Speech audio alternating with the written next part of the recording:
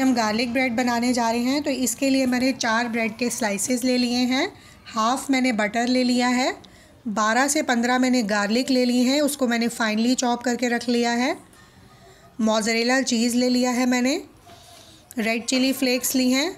Olive oil और black pepper powder ले लिया है। तो सबसे पहले हम गार्लिक बटर ऑयल रेडी कर लेते हैं। इसके लिए एक छोटे से पैन को गर्म कर लीजिए और उस पर बटर डालकर उसको मेल्ट कर लीजिए।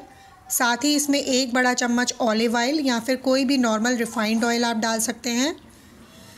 जब ऑयल अच्छे से गर्म हो जाए तो 2 बड़े चम्मच गार्लिक डालकर उसको आप 1 से 2 मिनट तक कुक कर लीजिए, जब तक उसकी रॉ स्मेल चली जाए।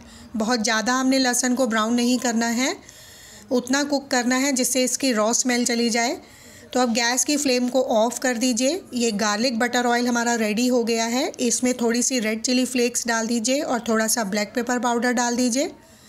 अब इसको किसी बोल में ट्रांसफ़र करके आप रख लीजिए। इससे जो गार्लिक ब्रेड का टेस्ट है वो बहुत ही अच्छा आता है। अब हम एक पैन को गरम कर लेते हैं और ब्रेड को थोड़ा सा रोस्ट कर लेते हैं एक साइड से। 2 ब्रेड के स्लाइसेस मैंने इसमें रख दिए हैं और गैस की फ्लेम को बिल्कुल लो करके इसको 1 से 2 मिनट तक आप ब्रेड को एक साइड से इस तरह से रोस्ट कर लीजिए। ये ब्रेड हमारी रोस्ट हो गई है। अब हम जो रोस्टेड वाली साइड है, जिस साइड से हमने ब्रेड को रोस्ट किया था, उस साइड पर हम गार्लिक बटर ऑयल अच्छे से स्प्रेड कर देंगे। इस तरह से मैंने अच्छे अमाउंट में इसमें गार्लिक बटर ऑयल लगा दिया है दोनों ब्रेड के स्लाइसेस में।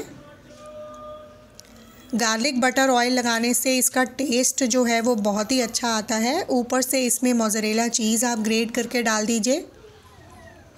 चीज़ की क्वांटिटी आप अपने हिसाब से एडजस्ट कर सकते हैं।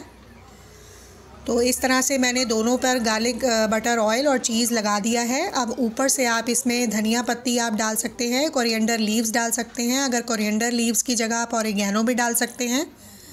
तो मैंने दोनों तरह से ब्रेड के स्लाइसेस रेडी कर लिए हैं। अब हम इसको फिर से रोस्ट करेंगे। इसके लिए मैंने पैन को गरम कर लिया है। इस पर दोनों ब्रेड के स्लाइसेस रख दीजिए और पैन को कवर कर दीजिए। बिल्कुल लो फ्लेम पर इसको 2 मिनट तक आप कुक करिए। फ्लेम जितनी लो होगी ब्रेड उतनी ही क्रिस्पी बनेगी। तो लो फ्लेम पर मैंने इसको 2 मिनट तक कुक कर लिया है और ये हमारी गार्लिक ब्रेड जो है वो क्रिस्पी गार्लिक ब्रेड हमारी बनकर के तैयार हो गई है।